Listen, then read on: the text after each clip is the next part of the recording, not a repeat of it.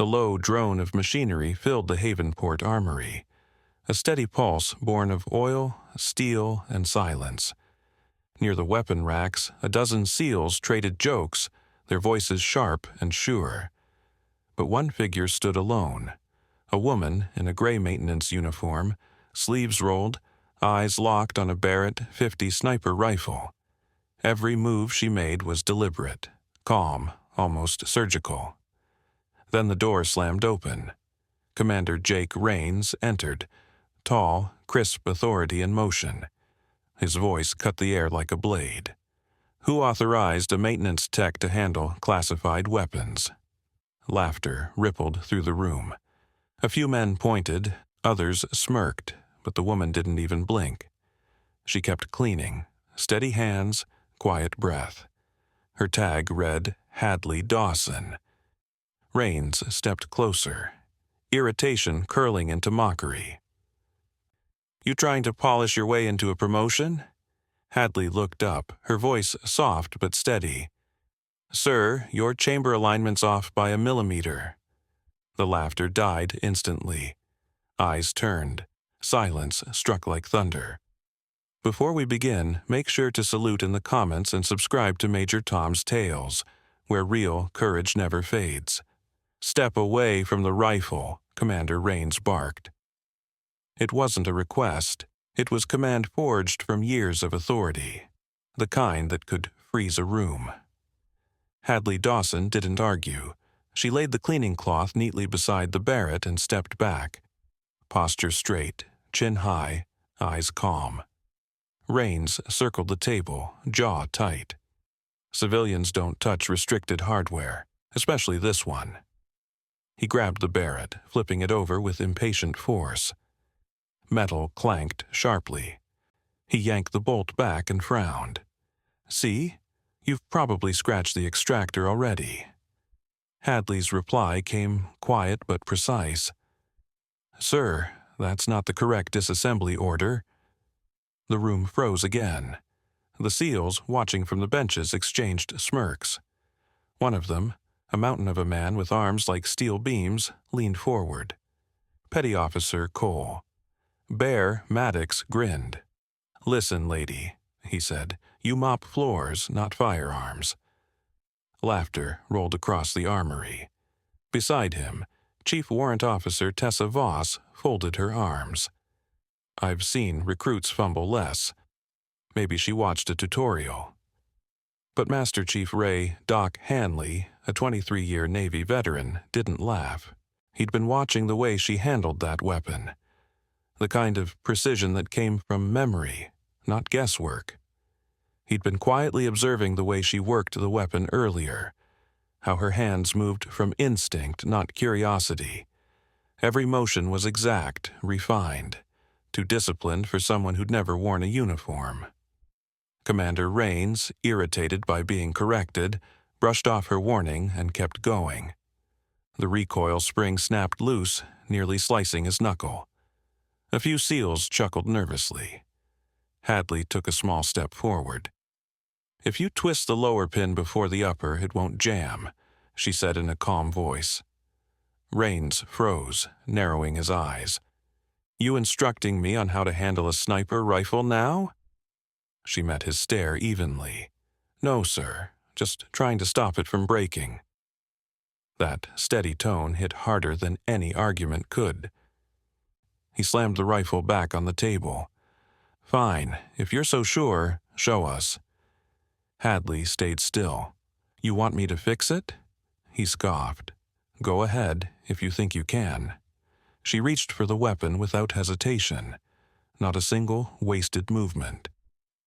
In under 30 seconds, the Barrett was stripped, cleaned, and reassembled. Smooth, flawless, effortless. The sharp sound of the bolt locking echoed louder than any laughter before it. Hanley frowned. The way she moved, elbows tucked, shoulders steady, wasn't civilian. That was the kind of muscle memory built from repetition under fire. He stepped closer. "You've served before, haven't you?" She hesitated. For a heartbeat, her eyes flickered with something distant. Pain, maybe loss. Then she said softly, "Once." The word dropped like a shell casing. The room went silent again. Even Bear's grin faded. Voss shifted awkwardly, glancing toward Rains. He cleared his throat. "All right, Miss Dawson, you think you're an expert? Let's find out." Hanley sighed quietly. He recognized that mix of pride and challenge. "Commander," he murmured, "maybe we don't need to." Rains cut him off. "No, we're doing this. If she's as good as she acts, she won't mind a test." Hadley didn't argue. She simply clasped her hands behind her back, waiting. That silence of hers unsettled everyone more than anger ever could. Rains turned to his men. "Set up the table. Field strip challenge, blindfolded." Bear grinned. "Now this, I gotta see." Voss smirked, whispering, "This'll be quick." Hanley didn't speak. He just watched. The way her breathing slowed, her shoulders loosened, her attention narrowing. That wasn't nerves. That was discipline. He'd seen it before, in Afghanistan, in the eyes of those who'd walked through fire and come out cold. And he knew, before anyone else did, that they were about to witness something unforgettable. Because whoever Hadley Dawson really was, she wasn't there to impress anyone. She was there to disappear. The table was cleared, and the air in the armory grew heavy. Commander Rains wanted to reassert control. He motioned to the long table. "Bring an M4. Let's see what this maintenance tech really knows." Bear Maddox chuckled as he placed the weapon down. "Better make sure she knows which end's the barrel." The men laughed again, though this time the sound felt hollow. Uneasy. Hadley said nothing. She reached into her pocket, pulled out a strip of black cloth and tied it around her eyes before anyone could react. Her movements were smooth, confident, deliberate. Rains raised an eyebrow. "Oh, so you've done this before? Once or twice?" she replied evenly. He crossed his arms. "All right then, field strip and reassemble. No help. Timer starts now." The stopwatch beeped. Silence filled the room. Then came the faint click of a safety disengaging, the whisper of metal sliding apart. Hadley's hands moved in rhythm, not guessing, but knowing. Each piece landed in perfect order. The crowd's laughter faded into disbelief.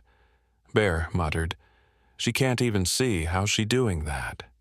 "Muscle memory," Hanley said under his breath. "You can't learn that from a manual." 2 minutes passed. She'd already stripped the receiver and was checking the bolt carrier group by touch. Her fingers traced the spring, counting coils like seconds. Rains tried to hold his smirk, but tension crept into his jaw. At 3 minutes, she began reassembly. The click of each part locking into place echoed through the armory like a heartbeat. When she pushed the charging handle forward, the metallic snap cut the air. Hanley narrowed his eyes. He'd seen Tier 1 shooters strip rifles blindfolded under fire, but even they never looked this calm. 4 minutes, 32 seconds. She stopped, lowered her hands, and stepped back. "Done." The timer was still running in Rain's hand. He'd forgotten to stop it. When he finally did, the display read 4:36. No one moved. No one spoke. The M4 sat pristine on the table. Bolt closed, chamber clear. Rains inspected it, part pride, part disbelief, searching for a flaw. There wasn't one. Every pin, latch, and spring was flawless. "Fluke," Bear muttered, though the conviction was gone. Hadley untied the blindfold, folded it neatly, and set it aside. Her eyes were steady, emotionless. "Would you like me to do it again, sir?" That question hit harder than the demonstration itself. Hanley took a slow step forward, studying her face. There was no arrogance, only composure, the kind forged by repetition under pressure. There was no arrogance in her face, only control, the kind carved by repetition under pressure. Hanley murmured to himself, quiet enough that only he heard it. That's not luck, that's training you can't fake. Rains looked at her, really looked this time. The steady posture, measured breathing, the faint scar across her right knuckle where a rifle bolt once slammed down on flesh. Something in his gut slid from irritation to unease. This woman was not just a maintenance tech. The men around them remained frozen, laughter drained away. Even the hum of the vent seemed louder. Hadley met Rain's eyes, calm but firm. "You asked for a test, sir." She set the rifle back on the table. "Now you have your answer." Rains said nothing, only stared, eyes flicking between her and the weapon, realizing he might have poked at someone far beyond his understanding. Doc Hanley's look said what no one dared voice. She carried a soldier's rhythm in her bones, a lesson learned not in classrooms but in war. Hanley couldn't let it rest. After the demonstration, while others whispered in small groups, he slipped into the control room beside the armory. Pale blue monitors reflected on his weathered face as he pulled up the contractor registry. Hadley Dawson, civilian maintenance technician, level 2 clearance. No photo before the last 6 months, no previous postings, no emergency contacts, too clean, too new, too controlled. Hanley frowned. After 23 years, he'd seen hundreds of contractor files. None looked like this. Someone had scrubbed her past. Back in the armory, Rains paced. The silence after the blindfold test had bruised his pride more than he'd admit. He studied Hadley like a puzzle he didn't want to solve, because solving it meant admitting he'd been wrong. He broke the quiet. "Book smarts don't make you a shooter," he snapped. "Let's see if you can actually hit something." Hadley didn't flinch. She simply nodded. "Yes, sir." Hanley turned from the screen. "Commander, that's unnecessary." Rains cut him off. "No, we're doing this. We've got a range, ammo, and someone who thinks she's special. 5 rounds, 800 meters. The SEALs muttered. Bear Maddox grinned, trying to reclaim swagger. Finally a show. Hadley moved without hesitation, slipping on gloves and heading for the range doors. Her steps were quiet, measured, no trace of nerves. That calm unnerved them. "She's too relaxed. You think she's bluffing?" Bear whispered. Hanley shook his head. "No one bluffs like that." They followed her out to the outdoor range where the late afternoon sun bled orange over the Pacific, and wind cut sharp across the dunes. At the far end, 5 steel plates shimmered faintly, nearly lost in the glare. Rains crossed his arms. 800 meters, 5 shots. Any miss and you're done here. Hadley crouched behind the shooting bench and set the bipod with practiced ease. Understood. Her routine, bipod, windage, elevation, breath control, was automatic, not learned. She looked like someone remembering, not learning. Bear leaned toward Hanley. "She's guessing numbers." Hanley's eyes narrowed. "She isn't guessing. She's reading that flag at the corner. See the angle? That's years of work." Rains checked his watch. "Whenever you're ready." Hadley said nothing. She exhaled slowly, eyes fixed downrange. The stillness before the first shot was so absolute, the ocean seemed to hold its breath. Hanley folded his arms. He'd seen that focus before. On ridgelines, rooftops, mountain perches. The kind of focus that knows every trigger pull can mean life or death. Rains muttered, "Any time now, Miss Dawson." She settled her finger on the trigger, calm as stone.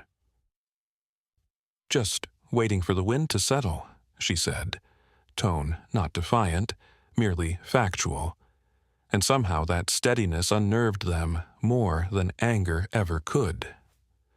The wind whispered across the range, carrying salt and the smell of gun oil. The sun dipped low, casting a slice of gold across the distant steel. The SEALs stepped back, half mocking, half curious, as Hadley lay flat behind the Barrett 50, aligned, composed, the rifle heavy to most but natural in her hands. Each movement was economical. Each adjustment born of muscle memory burned in over years. She slid the bolt forward with a smooth metallic click that echoed like a heartbeat. The sound cut the quiet. "Ready when you are," Rains called. Arms crossed, though his voice betrayed a crack. Hadley didn't answer. She nudged the bipod half an inch, then peered through the scope, checked wind gauge and distance markers, everything calculated in seconds. Her breathing slowed, steady, rhythmic, unwavering. The world itself seemed to pause. Boom! The first shot cracked the air, and the steel plate at 800 meters rang like a bell. A murmur rippled through the SEALs. Boom! Second shot. Same sound, same perfect center hit. Bear Maddox shifted uneasily, the smirk fading from his face. Voss crossed her arms, though disbelief flickered in her eyes. Boom! Third shot. Identical accuracy. No corrections, no hesitation. The recoil hit, but Hadley absorbed it naturally, her body moving with the rifle instead of resisting it. Hanley exhaled slowly. He recognized that rhythm, the subtle shoulder tuck, the measured breath. That was elite discipline, the kind only Tier 1 shooters or covert operators carried. 3 for 3, Rains muttered under his breath. Let's see if she keeps it up. Boom, fourth plate, dead center.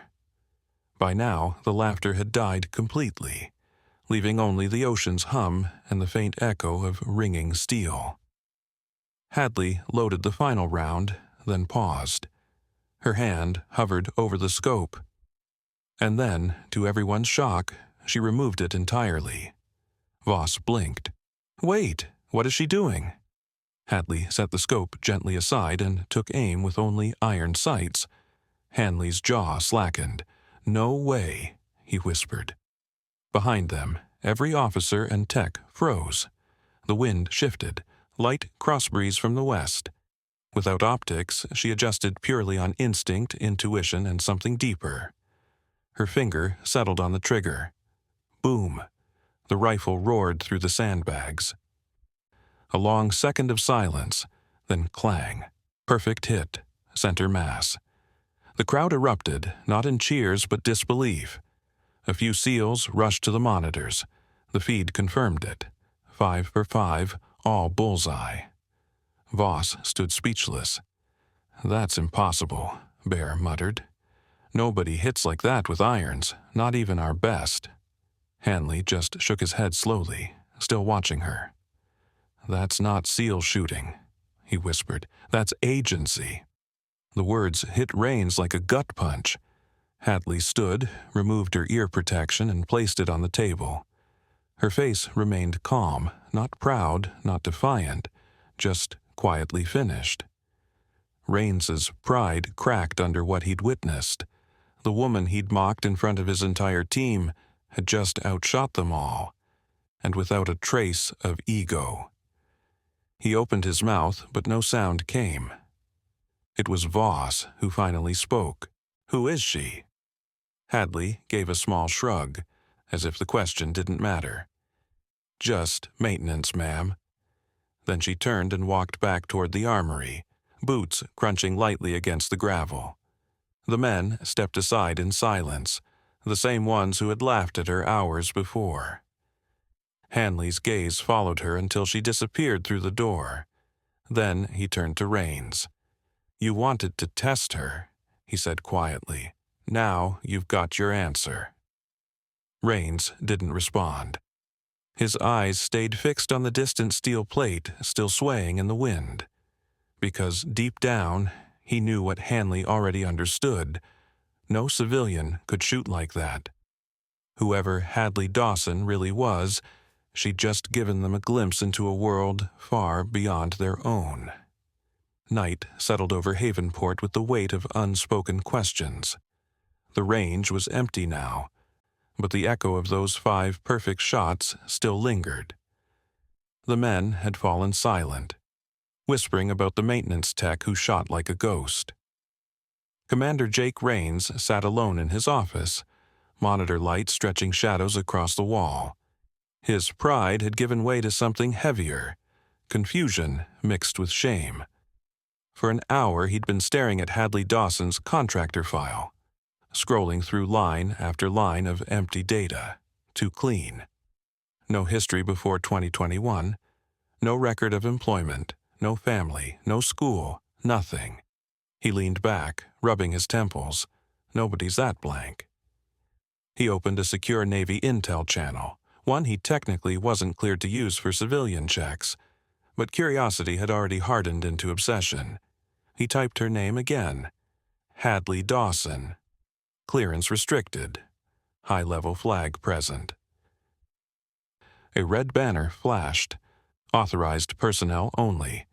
Level Alpha access required. Rains exhaled, muttering, "What the hell?"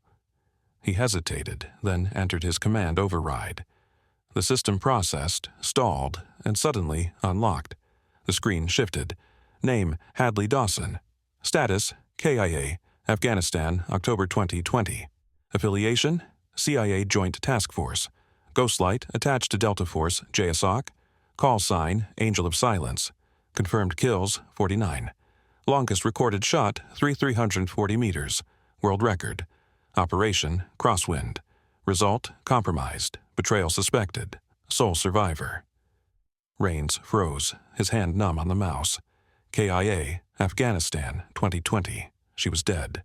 He scrolled further, heartbeat thudding in his chest. Images appeared. Grainy surveillance photos of a desert unit. Faces blurred except one.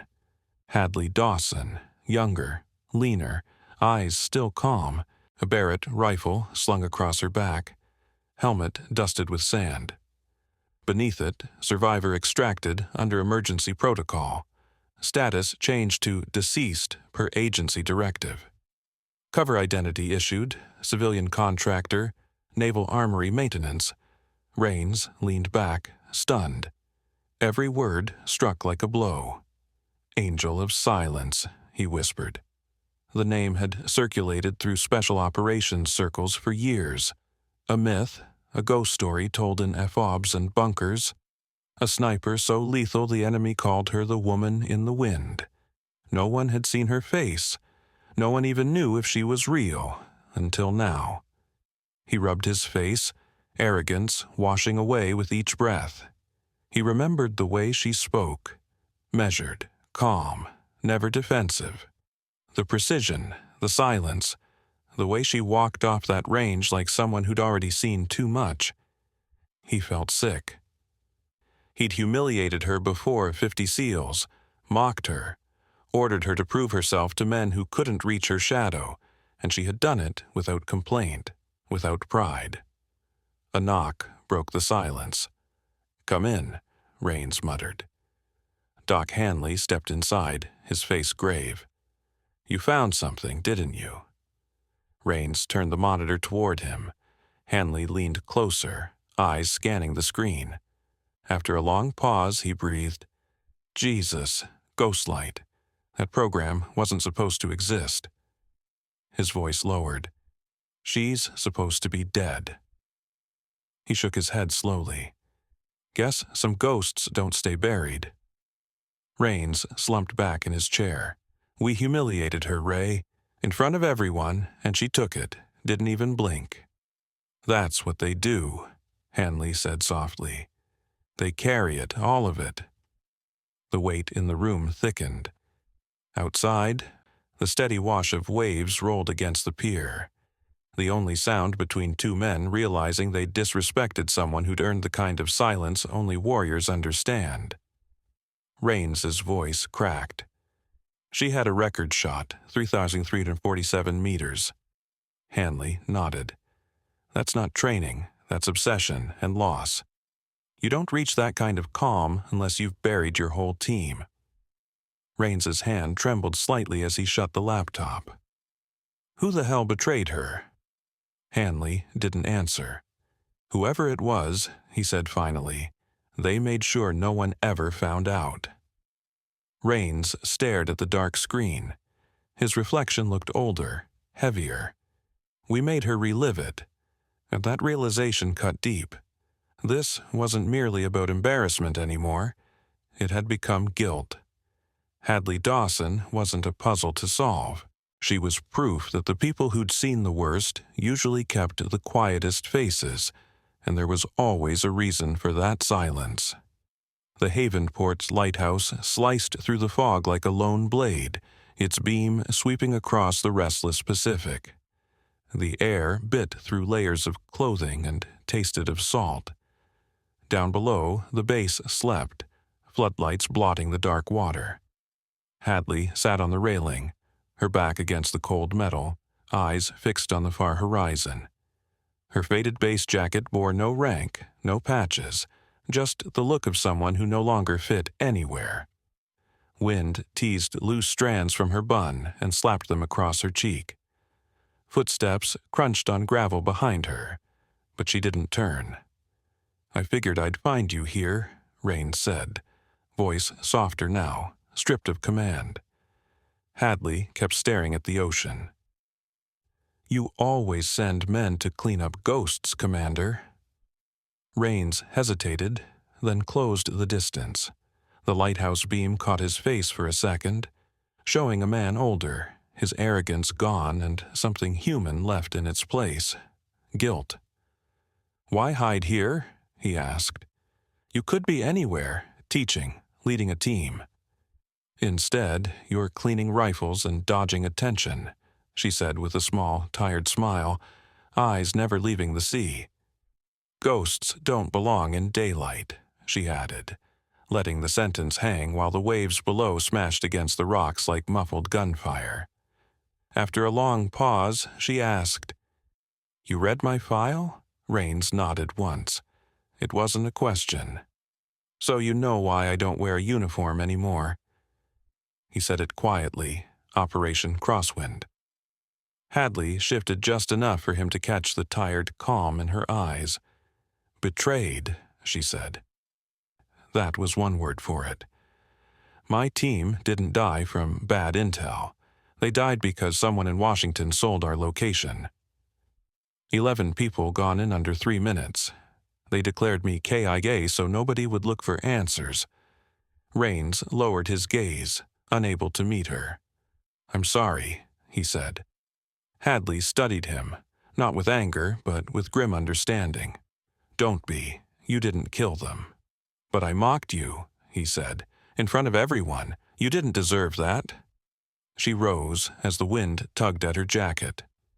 Mockery's easy to live with, Commander. Burials aren't. The distant thump of rotor blades cut the night, growing louder. Raines glanced seaward. A dark helicopter emerged from the mist, lights off, skimming the water before climbing toward the lighthouse pad. Its engines thundered through the night. Hadley's expression didn't change. Early, Raines said, though he already knew. The chopper circled once and settled on the pad, the downdraft whipping sand and salt into the air and forcing him to shield his eyes. The side door opened, and a tall man in a black flight jacket stepped out, headset pressed to his ear, composed in the roar. Agent Dawson, he called over the blades. It's time. Raines blinked. Agent? The man stepped closer and flashed a badge in the flickering light. Agent Daniel Cross, CIA Field Operations. Hadley gave a small, almost rueful nod. Even ghosts get summoned back, she said quietly. Then she turned to Raines. It's classified from here. Don't get pulled into what comes next. Wait. Raines took a step forward, voice firm but respectful. Whatever this is, you don't have to go. You've done enough. They've already taken enough from you." Hadley's lips curved into a faint, sad smile. "I stopped choosing a long time ago." Agent Cross approached, expression unreadable. "We appreciate your cooperation, ma'am. Debriefing will be brief. Your presence is required in D.C." Rains could feel it, the phrasing, the tone. This wasn't a debrief, it was containment. Hadley reached into her pocket and pulled out a small sealed envelope, the kind used for classified message transfers. She pressed it into his hand. "Hold on to this," she said, "and don't open it unless you hear I'm gone." He looked down, her handwriting neat across the front, his name. "What's inside?" "The truth," she replied softly. "And the proof they buried with my team." He swallowed hard. "You trust me with this?" "I trust you more than them." Her eyes softened for a heartbeat. "You remind me of someone I lost. Stubborn, loud, thought he knew everything. He died trying to save his men. You'd have liked him." The helicopter's engines roared louder, blades whipping the salt air. The pilot signaled urgency. Agent Cross stepped forward. "Agent Dawson, we need to move." Hadley straightened her cap, an old instinct, even without rank. She looked at Rains one last time. "Some people never really die, Commander," she said over the thunder. "They just change positions." Rains stiffened unconsciously, muscle memory taking over. He raised his hand in a slow, deliberate salute. For a moment, she just watched him, the gesture cutting deeper than any apology ever could. Then she returned it, crisp and perfect. The wind howled as she turned toward the helicopter, boots crunching against gravel. Cross followed close, speaking into his headset. The door slammed shut, rotors flaring to full power. Rains stepped back as the chopper lifted, floodlights sweeping across his face before vanishing into the dark sky over the ocean. The thunder faded, leaving only the rhythm of crashing waves. He looked down at the envelope, still warm from her hand. No sound, no movement, only the echo of her words. Some people never really die, they just change positions. As the last flicker of the helicopter disappeared into fog, Commander Jake Rains realized he hadn't saluted a civilian that night. He'd saluted a legend, one who'd been living among them, waiting to vanish once more into the silence she came from. 3 weeks later, the base felt quieter, though no one could explain why. The armory was spotless, the rifles immaculate, but something unseen had left with her. Rains sat alone in his office, blinds half drawn against the late sun, inbox flooded with reports and updates, but none that mattered anymore. But one message caught his attention. Subject: Washington. Incident: confidential. He opened it. CIA Field Officer Daniel Cross found deceased in a parking structure outside Langley. Apparent heart attack. But Rains knew better. Men like Cross didn't just die quietly in parking lots. He stared at the screen for a long moment, then turned toward his desk drawer. Inside lay the envelope Hadley Dawson had given him that night at the lighthouse. Still sealed, still untouched. Her words echoed back, "Don't open it unless you hear I'm gone." He hesitated, then broke the seal. Inside were folded papers, a handful of photographs, and a handwritten note in crisp block letters. The first page read, "Operation Crosswind. Declassified evidence. Unauthorized copy." His eyes widened as he skimmed the pages. Encrypted communications between a private defense contractor and 2 senior government officials. The meaning was unmistakable. They had leaked Hadley's team's coordinates to foreign intelligence in exchange for funding a weapons deal. 12 operatives sacrificed to protect a profit margin. The proof was overwhelming.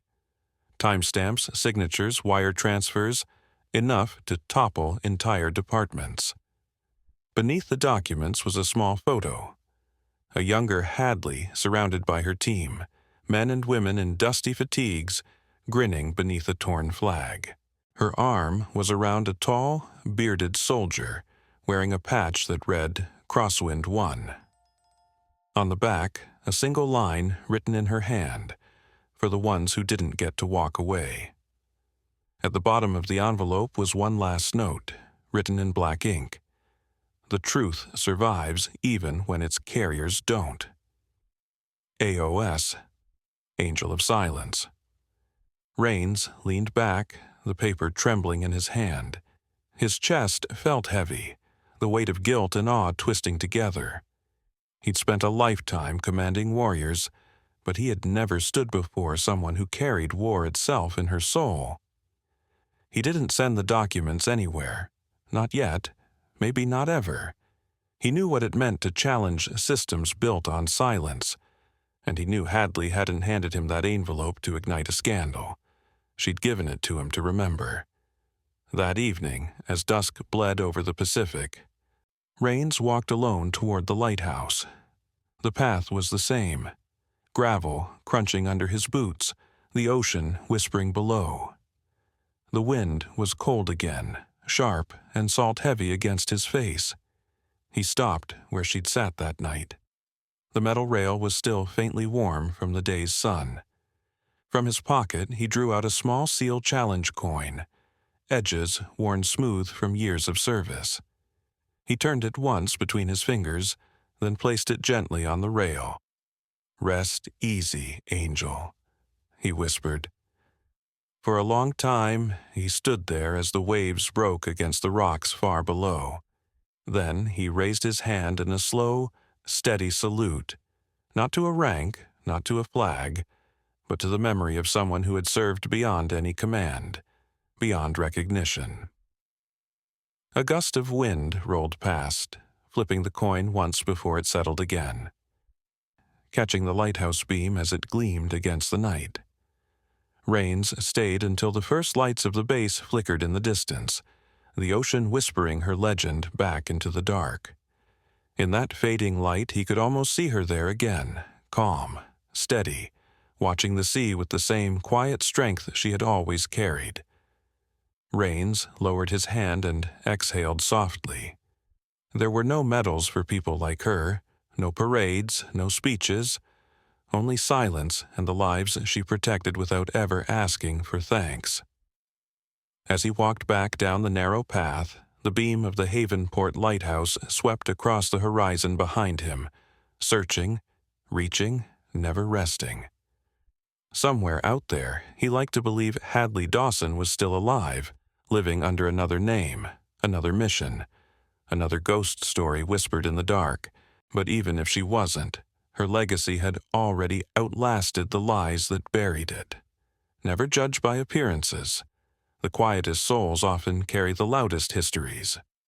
Some heroes serve in silence, and the only way to honor them is to never forget they were real. She never wanted medals, only peace.